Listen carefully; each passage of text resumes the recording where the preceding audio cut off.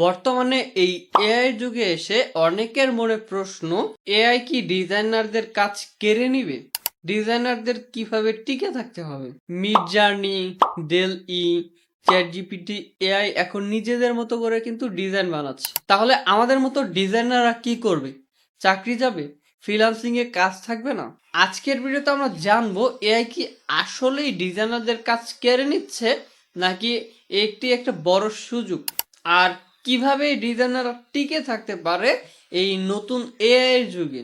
সত্যি কথা কি জানেন? হ্যাঁ, অনেক কাজ এআই নিয়ে নিচ্ছে। ফাইবার, আপওয়ার্ক, অনেক জায়গায় ক্লায়েন্টরা এখন এআই দিয়ে লোগো বানাচ্ছে, এমনকি সোশ্যাল মিডিয়া পোস্ট, ওয়েবসাইটের মকআপও বানিয়ে ফেলছে। কিন্তু প্রশ্ন একটাই, এর সব কাজই আদৌ পারফেক্ট? উত্তর না। ওর কোনো ক্রিয়েটিভিটি সেন্স নেই, ও ব্র্যান্ডিং বা ইমোশন বুঝে না, ও একই টাইপের টেমপ্লেট ঘুরিয়ে ফিরিয়ে বানিয়ে দেয়। এআই আমাদের কাজ কেড়ে নিচ্ছে না, বরং আমাদেরকে আরো শক্তিশালী করছে। তো চলেন দেখি আমরা কিভাবে এআই কে ব্যবহার করতে পারি। মিডজার্নি, চ্যাটজিপিটি, এই এআই গুলো দিয়ে কিন্তু ডিজাইনের জন্য আইডিয়া নিতে পারেন। যেমন মানুষ যা পারে এআই কিন্তু তা পারে না। যেমন স্টোরি টেলিং, ব্র্যান্ড সেন্স, এগুলো কিন্তু এআই বুঝে না।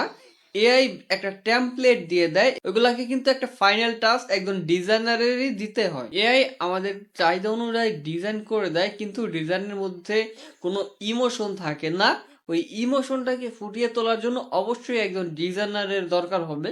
ভবিষ্যতে ডিজাইনার মানে শুধু অ্যাডোবি ফটোশপ এবং অ্যাডোবি ইলাস্ট্রেটর জানলেই হবে না, আপনাকে ক্রিয়েটিভ থিঙ্ক করতে হবে এবং এআই টুলের কাজ জানতে হবে। যেই ডিজাইনার শুধু টুলস এর কাজ জানে, সে কিন্তু একটা সময় এসে অবশ্যই তার কাজ হারাবে।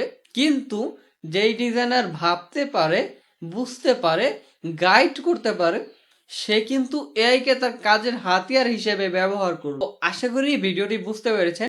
আর যারা যারা এখনো ক্যারিয়ার সিটির ইউটিউব চ্যানেলটি সাবস্ক্রাইব করেননি, এখনই সাবস্ক্রাইব করুন এবং পাশে আসা বেল আইকনটি বাজিয়ে দিন। দেখা হচ্ছে নতুন কোনো ভিডিওতে।